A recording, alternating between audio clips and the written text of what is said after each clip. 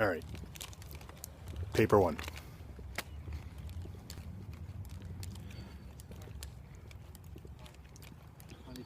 Critical error you can make with paper one is to decide in advance whether or not you're going to do the poem or the prose passage.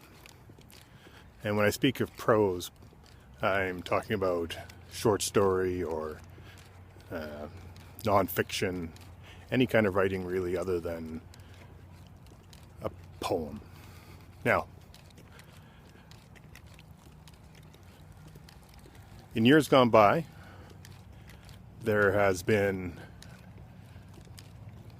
sometimes a good poem and a crummy piece of prose, and sometimes a good piece of prose and a crummy poem. You have to figure out if one of them is weak or not. It'll depend. It's not consistent. Sometimes one of them is deceptively hard, and you can't really tell it at the time. Just looking for my kids here. I'm walking, they're biking home from school. There they are. Okay, now, that's the critical mistake. And I hope you don't make that mistake. Just make sure you're aware of it going in, that you can't determine in advance which you're going to work on.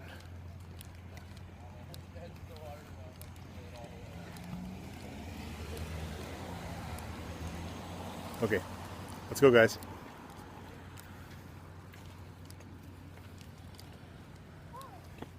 Dad, wait for me.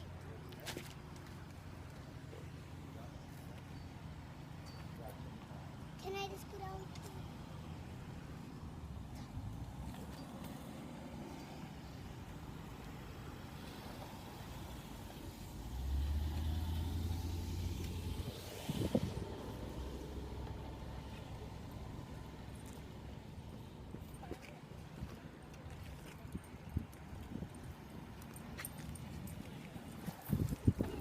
Okay, wait a sec, there's a couple cars there, right?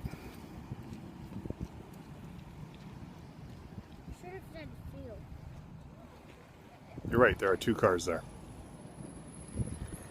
There's a third car there. Okay, let's go. Two more cars. Let's go.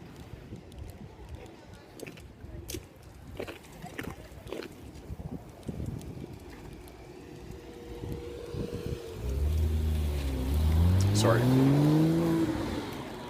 Okay. Let's see. Trying to keep the sun out of the picture here. Second of all, remember the 3 C's? Content, construction, and comment. Paper one is called a commentary, so you make sure you comment on it. Whether you're commenting on the poem or you're commenting on the prose passage, you have to comment. And your comment should be related to the content or the construction of the work. And in a perfect world, your comment is on the content and the construction of the work. Yeah, go ahead. That's an important piece. So, 3 C's. Second piece. CAR. Celebrate complexity. Affirm ambiguity. Resist simplification. It's going to be almost impossible for you to simplify the texts in advance, which is what the internet will do for you. You're going to have to play it as it lies, to use golf term. You're going to have to see what you see, and you're going to have to respond to it in real time. This is really tricky. So, if you see something which is complex, identify it and say it's complex. If you see something that's ambiguous, identify it. Say it's ambiguous. And above all, resist the urge to take a thesis and just jam it onto the work in question. Just do yourself a favor and be more open-minded than that. Allow for the possibility of further possibilities than what is initially apparent to you on first reading. Second of all, 25% rule. Give yourself time to think. Take 25% of the allotted test time, which is about half an hour,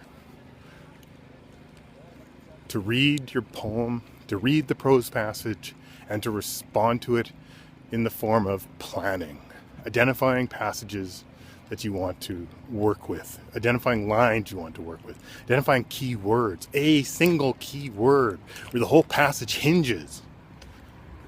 If you can do that, you'll do very well. That will be a form of comment. That'll be really good. So, 25% rule. Finally, I think I'm kind of out. My kids are throwing dandelions.